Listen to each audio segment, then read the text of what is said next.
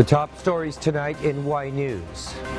President Ferdinand Marcos Jr. and Bangko Sentral ng Pilipinas launched the commemorative coin set to mark the country's 125th Independence Day celebration. Lawyer of former Senator Laila de Lima reveals that his client may be given temporary liberty over her remaining drug case before the Muntinlupa court very soon. The Finance Department eyes for the full implementation of the Maharlika Investment Fund before the year ends. And families continue their search for missing loved ones in the deadly three-train collisions in India. Good evening, Philippines and the world. Today is Monday, the 5th of June, 2023. Join us in the next hour as we deliver today's top stories around the Philippines and in other parts of the world. I am William Theo. We are also seen in 1,935 satellite monitoring centers nationwide and via live streaming worldwide through the UNTV News and Rescue social media channels. I am Harding Delgado. First in the news, President Ferdinand Marcos Jr. and Bangko Sentral ng Pilipinas led the launch of the commemorative coin set to mark the country's 125th Independence Day celebration. Nel Maribohok reports. The Bangko Sentral ng Pilipinas or BSP issued coin set for the 125th anniversary of the Philippine Independence and nationhood. With 100 peso coin, 20 peso coin, and 5 peso coin denominations in commemoration of the 1898 Declaration of the Philippine Independence, the birth of the country's first republic at the Barasuin Church, and the bravery of the Filipinos who fought for the country's sovereignty during the Philippine-American War. President Ferdinand Marcos Jr. underscored the significance of the coin set, noting that the establishment of a formal currency by any country is part of the definition of being a sovereign nation. And that's why we have to see it not just as a very, very nice souvenir, but really a commemoration of the creation of the Republic of the Philippines. The President said it also signifies the current level of technological advancement of the Philippines. So we have used the most modern technology, which also signifies that the Philippines is at that stage in its development that we are now at the forefront and will use the best technologies, the best techniques, everything that is good and new for our country. The central bank used the latest digital printing technology in developing the said coin set, which features the first colored, non-circulation commemorative coins produced by the BSP. The BSP will announce via its social media channels when the Independence commemorative coins will be available for sale. Nel Maribohok, UNTV News and Rescue. We serve the people, we give glory to God. Former Senator Laila de Lima may be given temporary liberty over her remaining drug case before the Muntinlupa court very soon. Dante Amento tells us why. Attorney Bonnie Tacardon, lead legal counsel of former Senator Laila de Lima, revealed the Muntinlupa Regional Trial Court Branch 256 said that it will release the resolution on the bail petition of de Lima very soon. Tacardon believes it can be before or on the next hearing of the remaining illegal drug case of the former legislator on June 19, 2023. I would like to quote the court, very, very soon. So hindi siya nagbigay ng actual date pero we're hoping that the very, very soon will really be very soon. De Lima's camp assures if the court would decide in favor of the accused, she will immediately out of the detention. As soon as the application for bail is resolved and assuming without preempting the court that it will be in favor of the accused, we will immediately post bail for Senator Laila and secure her release immediately from detention. The prosecution is given until June 26 to present their evidence in court and will proceed to the formal offer of evidence. Meanwhile, the defense or Dilima's camp may also resort to filing of demurrer to evidence, which is tantamount to Dilima's acquittal if granted. Dante Amento, UNTV, News and Rescue. We serve the people. We give glory to God. Commission on Elections or COMELEC Chairman George Erwin Garcia met with Philippine National Police or PNP Chief Benjamin Acorda Jr. today, June 5. They have discussed close coordination and COMELEC policies for the upcoming Barangay and Sangguniang Kabataan or BSKE on October 30, 2023. Chairman Garcia said he invited the PNP chief when they conduct the consultation over the proposed election postponement in Negros Oriental, and Acorda immediately responded to join the COMELEC. The Department of Budget and Management, or DBM, announced that the proposed 2024 national budget will still focus on prioritized sectors as in the 2023 budget. These sectors include infrastructure, agriculture, health, and education. Budget Secretary Amena Pangandaman said they will continue the infrastructure program initiated during the Marcos administration. She also emphasized the need to allocate budget for the agricultural sector, considering the effects of the COVID-19 pandemic. Expenditure priorities will be reflected in the 2024 budget priority framework next year.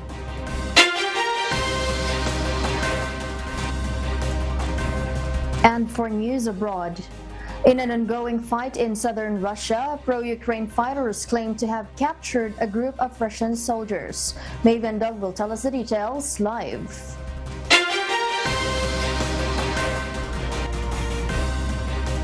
Yes, Maeve, good evening. Good evening, Marielle. The Russian Volunteer Corps and the Freedom of Russia Legion claim responsibility for the attacks inside Russian territory and state that they will hand over the Russian prisoners of war to Ukrainian authorities. In a video clip released by the Corps, around a dozen Russian soldiers can be seen held captive.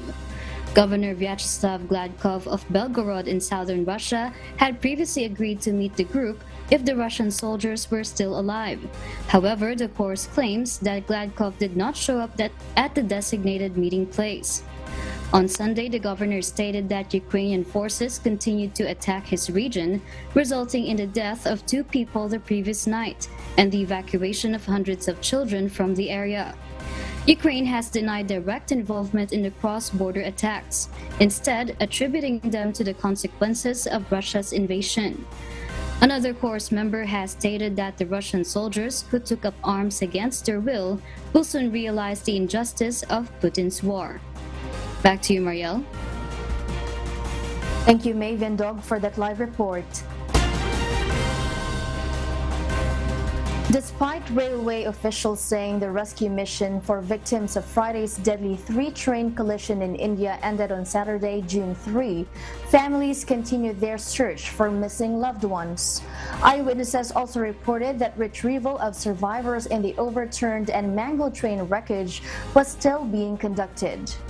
Additionally, authorities provided further assistance by uploading pictures of victims on government websites and offering DNA testing. According to preliminary investigations, an error in the electronic signaling system led the Coromandel Express passenger train to incorrectly change tracks and crash into the Isvampur-Howrah Express freight train in Balasore district in the Odisha state. After a while, another passenger train crashed into wreck. The trains were carrying 2,296 people and believed to be not speeding, though a more detailed investigation will reveal whether the nature of the error was human or technical.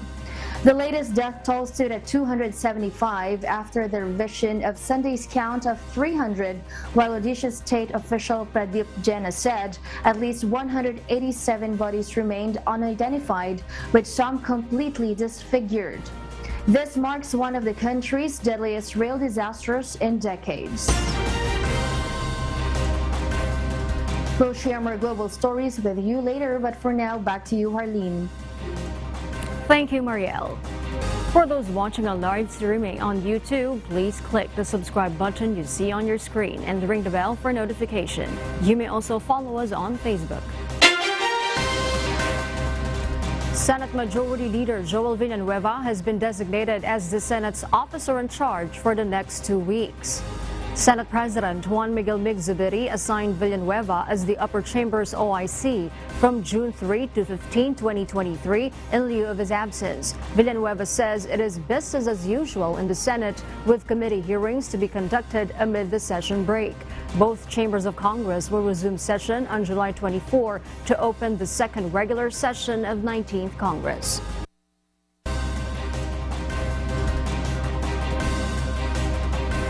The Finance Department is hopeful that the Maharlika Investment Fund will kickstart before the year ends.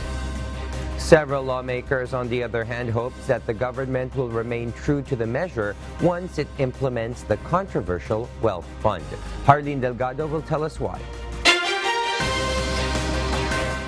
Finance Secretary Benjamin Jokno is optimistic that the Maharlika Investment Fund or MIF bill will become a law in time for President Ferdinand Marcos Jr.'s second State of the Nation address or SONA on July 24. The finance chief is also hopeful that the Wealth Fund will be operational by the end of 2023. Jokno sees the MIF having at least 75 billion pesos as initial capital by the end of the year, to be sourced from 2 government financial institutions, the Land Bank and the Development Bank of the Philippines. And I see this to be fully operational before the end of the year. It's not too ambitious. Before that. Once signed into law, he notes they are expected to begin the crafting of MIF's implementing rules and regulations or IRR and the selection of individuals who will comprise the Maharlika Investment Corporation or MIC. In terms of the use of pension funds, Jokno adds that the Government Service Insurance System or GSIS and the Social Security System or SSS may still subscribe on projects. There is a budget worth 1 billion or 1 trillion. Ang Maharlika is only 10% of that. Gusto mag-subscribe ng mag-invest ng GSIS or SSS in that project kasi makasagot yun. They can do it. However, several senators remain firm that the law is clear on banning the use of pension funds in the MIF. Senate Majority Leader Joel Villanueva says there is no room for interpretation in prohibiting government agencies and government-owned and controlled corporations providing for the Social Security and public health insurance to invest and contribute to the Social Wealth Fund. The lawmaker is hopeful that the government's IRR for the MIF will be faithful to the bill that they passed. Meanwhile, Senate Minority Leader Coco Pimentel wants to be clarified on Jokno's remarks that the GSIS and the SSS can still subscribe to Maharlika projects. The proposed MIF bill has yet to reach the President's table as it has yet to be enrolled. But the group Bayan Muna has expressed its intention to challenge the measure's legality before the Supreme Court once enacted into law. Harleen Delgado, UNTV News and Rescue. We serve the people. We give glory to God. The Philippine National Police leadership orders an inspection of police detention facilities. This is after the recent extortion controversy of the personnel and officials of Station 2 in Angeles City Police Station. Leia Ilagan will tell us why. Philippine National Police Chief Police General Benjamin Ocorda Jr. has ordered the nationwide inspection of all police detention facilities. This directive aims to ensure the protection of the rights of arrested individuals. General Ocorda issued the order following an operation by the members of the PNP Integrity Monitoring and Enforcement Group o IMEG, resulting in the arrest of 7 PNP personnel, including the Chief of Police of Station 2 in Angeles City Police Station. The arrests were made due to alleged unlawful arrest and arbitrary detention of 15 individuals. And this be a reminder sa mga commander. Pag provincial director ka, city director ka, dapat alam mo kung anong ginagawa ng mga tauhan mo. Lumabas ka sa opisina mo, mag-inspect ka. The operation was initiated based on a complaint filed by the daughter of one of the arrested civilians. According to the affidavit acquired by UNTV, she stated that the personnel from Station 2 Angeles Police raided their house on May 28 and arrested her mother on charges of illegal drug offenses. The police operatives then brought her mother to the police station and detained her. The complainant further added that the police demanded 30,000 pesos for a lesser offense of illegal gambling to be filed against her mother instead of Republic Act 9165 or illegal drugs. Meron talagang planting of evidence doon, kaya nila nakakuha yung mga tao. Pinasok sa mga bahay at walang kaso na na-file dahil parang nireserva nila or nangihingi sila ng pera. Kaya talagang may irregularity doon sa ginawa nila. General Acorda appealed to the police personnel to respect their duties and responsibilities. Kung criminal talaga yung tao, i-file yung kaso at ituloy yung kaso. Huwag na yung pagkakaperahan, huwag natin gugulin kalokohan. I appeal to the police officers, please, huwag nang paglaruan yung servisyo nyo kung mahal nyo ang pamilya nyo. The 7 PNP personnel will face charges of arbitrary detention and unlawful arrest. Leia Ilagan, UNTV, News and Rescue. We serve the people. We give glory to God. The Department of Social Welfare and Development will commence a program that will provide food subsidies for the poorest of the poor. JP Nunez will tell us why. The Department of Social Welfare and Development, or DSWD, is set to pilot run a 5-year program to combat hunger in the country starting in July. DSWD spokesperson Assistant Secretary Romel Lopez said their initial target is about 5,000 households that are incapable of eating 3 times a day or have a total monthly income of 8,000 pesos and below. Under the program, beneficiaries will receive 3,000 pesos on a cash card issued by the department. They may use the subsidy to provide healthy food for their families. However, they cannot cash out the funds or spend them on intoxicating liquor. DSWD will partner with different merchants where the target beneficiaries can spend their subsidy. Doon sa ating cash card, mabibili lang po nila yung mga allowed natin na nutritional items. And then doon, hindi po nila ito mawi-withdraw, hindi po nila ito mako-convert into cash. Under the said program, DSWD will also encourage qualified beneficiaries to undergo vocational courses from TESDA. This aims to develop them into citizens who are capable of providing for their families. We want to break yung social and behavioral change na okay, pwede naman ako magpasarap ng buhay kasi next month may 3,000 naman akong ayuda. Taas ko na lang muna pa ako. No, hindi po ganon. Meanwhile, a coalition of different sectors from society believes that the government should focus more on providing more job opportunities and securing benefits for the labor sector. Alam na manggagawa kung paano magtrabaho. Ang problema ay anong klase bang trabaho ang meron dyan. Una, sapat ba mga trabaho? Pangalawa, may seguridad ba ng trabaho? Nakabubuhay ba ang sahod? Ay angkop ba ang benepisyo? Nare-regular ba yung mga manggagawa? The food stamp program aims to benefit at least 1 million households until the year 2027. JP Nunez, UNTV, News and Rescue. We serve the people, we give glory to God. Constant monitoring of the oil spill in Oriental Mindoro is needed, according to the Department of Environment and Natural Resources. Meanwhile, the agency is now searching for alternatives to single-use plastics. Bernadette Tinoy will tell us why. The Department of Environment and Natural Resources, o DENR, reports the need for constant monitoring of the oil spill in Oriental Mindoro. Environment Secretary Maria Yululoizaga stated that oil spill operations are still ongoing and emphasized that a portion of the oil might evaporate, which the agency is reviewing to protect the ecosystem in the area. As of the moment, there are ongoing operations. The spill is still ongoing.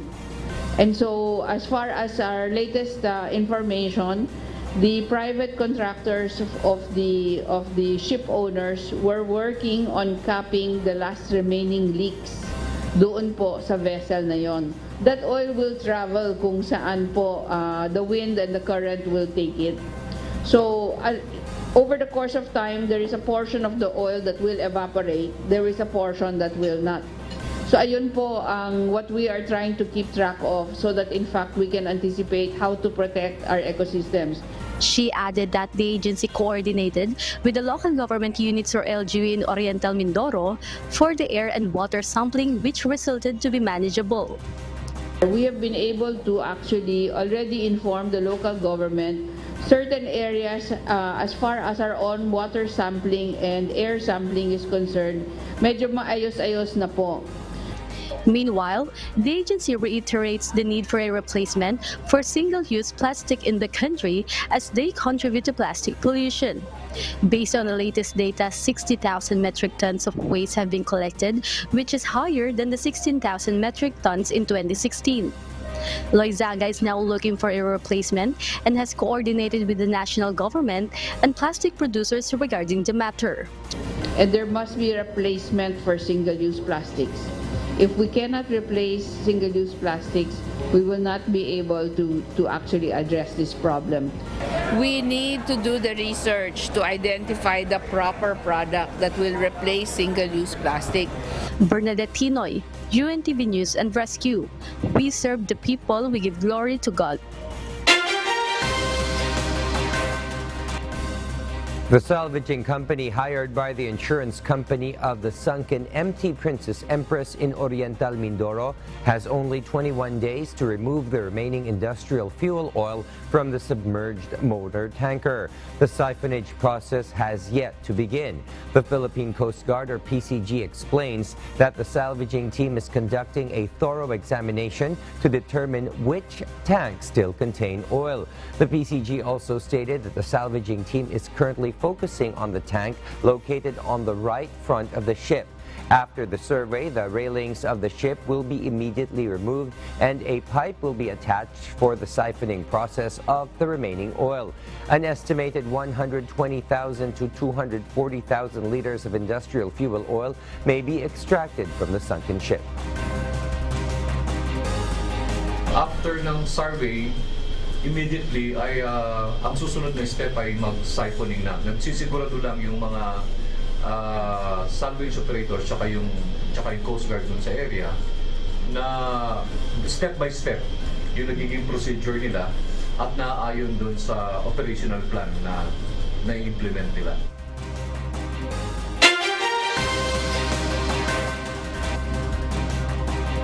Saudi Arabia decides to voluntarily reduce more of its oil output to the global economy by 1 million barrels a day in July in an attempt to support the sagging costs of crude. The decision follows after the Organization of the Petroleum Exporting Countries, or OPEC Plus, and Russian-led allies have reached a deal after their 7-hour-long meeting on Sunday, June 4, at their headquarters in Vienna. They have also agreed to extend its existing cuts to the end of 2024 and further drop production targets by a further 1.4 million barrels per day. It is expected that the policy decisions made by the oil-producing countries in OPEC Plus will have a major impact on oil prices as they pump about 40% of the world's crude. On Sunday evening, oil futures have started to jump higher at more than 2%. Back in October last year, OPEC Plus members have already agreed to reduce their production by 2 million barrels a day. Some have further announced cuts totaling to 1.6 million barrels per day, which took effect in May until the end of this year. Among the attractions present in the Philippine Independence Day Parade on Madison Avenue in New York City, USA, is the world's famous mobile studio on wheels known as the Wish USA bus. This exciting development comes as the iconic mobile music platform received an invitation to participate in the yearly event commemorating the independence of the Philippines in New York City for the first time. Miguel Rey de Leon reports. Filipinos rejoiced as they celebrated the 125th Philippine Independence Day in New York City, USA on Sunday. Thousands of Filipino Americans from different states across the country gathered together to commemorate this momentous occasion. Adding to the excitement, New York City Mayor Eric Adams joyously marched and celebrated alongside the Filipino community, joined by Bacolod City Mayor Alfredo Abelardo Benitez. What an amazing community, and I'm happy to be the first mayor to march in this parade. This community, they're hard-working, believe in family, believe in faith, believe in public safety. These are the things I'm aligned with. This is a great community to be a part of. There are 7 groups daw galing Pilipinas na nag-participate dito sa 125th Philippine Independence Day. So marami-rami yan. I think that's a record participation coming from the Philippines. So malaki to. This will be one of the biggest celebration that we'll be holding here in New York. Yung mga local community dito, very hospitable. Talagang araw-araw binibisita kami, nagbibigay ng mga pagkain. Talagang But so we came here with more than 20 mascara dancers yung nag-champion sa amin nung last year. And happy talaga sila. At nararamdaman nila yung warm, hospitable ng mga local community dito. The event took place on Madison Avenue, New York City, hosting the biggest Independence Day parade outside of the Philippines. We love this parade. It's very beautiful out here. We see all the people here. I feel like we just come as a family together. This year's celebration was made even more extraordinary with the presence of the Wish USA bus, a true attraction in its own right. The iconic mobile studio on wheels participated in the parade and street fair where local New York artists showcased their incredible talents. According to enthusiastic wishers, the Wish bus provided a remarkable platform for fellow Filipinos and other artists to shine and exhibit their skills. I think the Wish bus gives opportunities to people in the music industry by making them big and showing their God-given talents. Kaligayahan sa ating mga kababayan dito sa Amerika at mga pangtanggal ng mga stress sa mga matatanda dito sa Amerika at opportunities sa ating mga aspirants na mga singers dito sa Amerikang mga Pilipino. The Wish USA bus, one of its purpose is to showcase talents of artists who are very underrated and showcase other artists who haven't shown their talent in the mainstream media yet. The Wish Bus USA embarked on an incredible journey, traveling all the way from Los Angeles to New York. Representing the Wish Bus, its representatives proudly announced that they covered approximately 3,000 miles in just 4 days to make it to this remarkable event. Excitingly, wishers can look forward to the Wish Bus USA traveling to Houston, Texas in the coming week, where an array of talented local artists are expected to deliver captivating performances. Miguel Rey de Leon, UNTV News and Rescue. We serve the people, we give glory to God.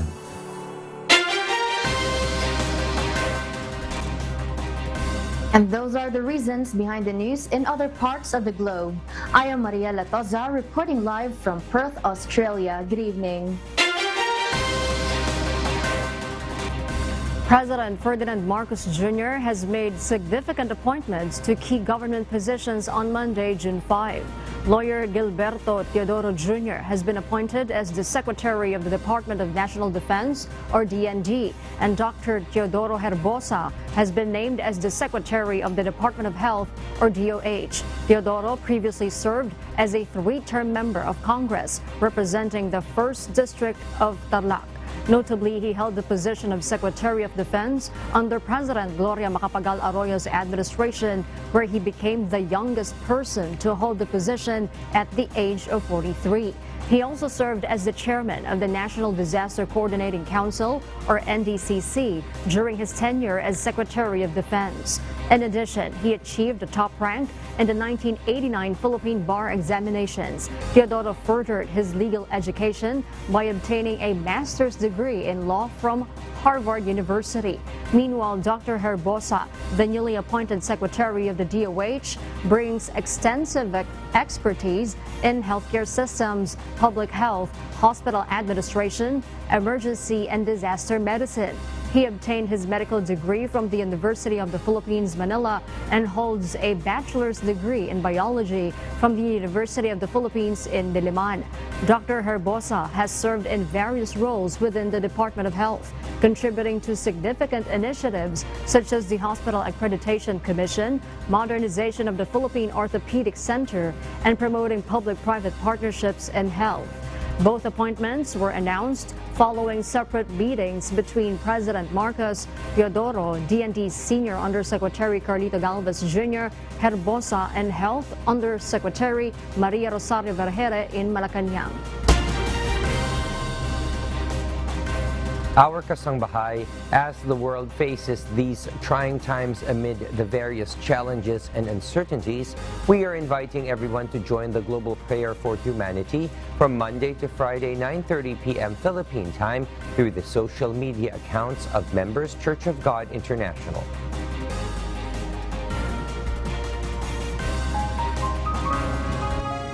And before we close, we will leave you with a word, giving glory to God. From the book of 1 John, chapter 5, verse 3, it says, "For this is the love of God, that we keep His commandments, and His commandments are not grievous."